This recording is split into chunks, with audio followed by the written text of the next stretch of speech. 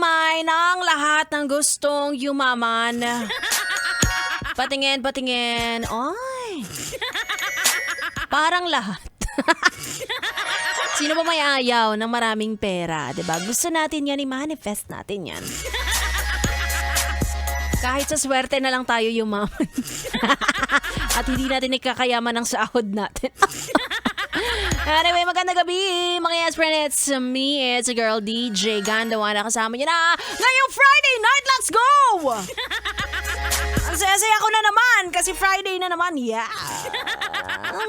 Ikaw rin naman kunwari ka pa-OT-OT ka pa dun sa trabaho.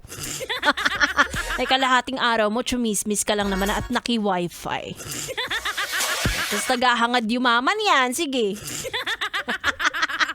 Happy Friday, everybody! Masaya na naman ang mga yes friend kong magpapaka-bilyonaryo mamaya dahil may lakad.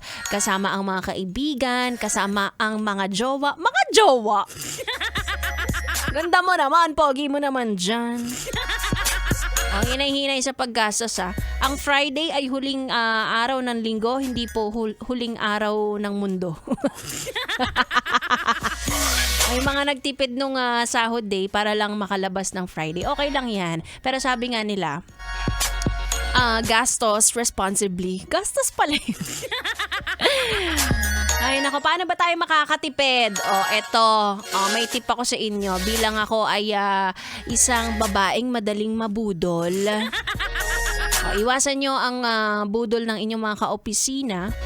Lalo na kung hindi naman kayo pare-pareho ng responsibilidad. Kung siya ay may pangsamgyupsal ngayong araw na ito, ikaw naman pinambayad mo na sa Meralco. Wag na, tama na yun.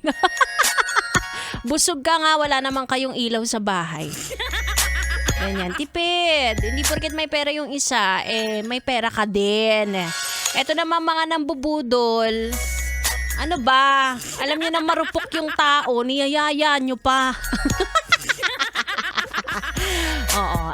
Pero ako, sa totoo lang, pareho akong nabudol at nambudol. Huwag ka mag-alala, meron pa naman tayong tinatawag na character development. Iwas-iwasan nyo yun. Lalo na kung ikaw ay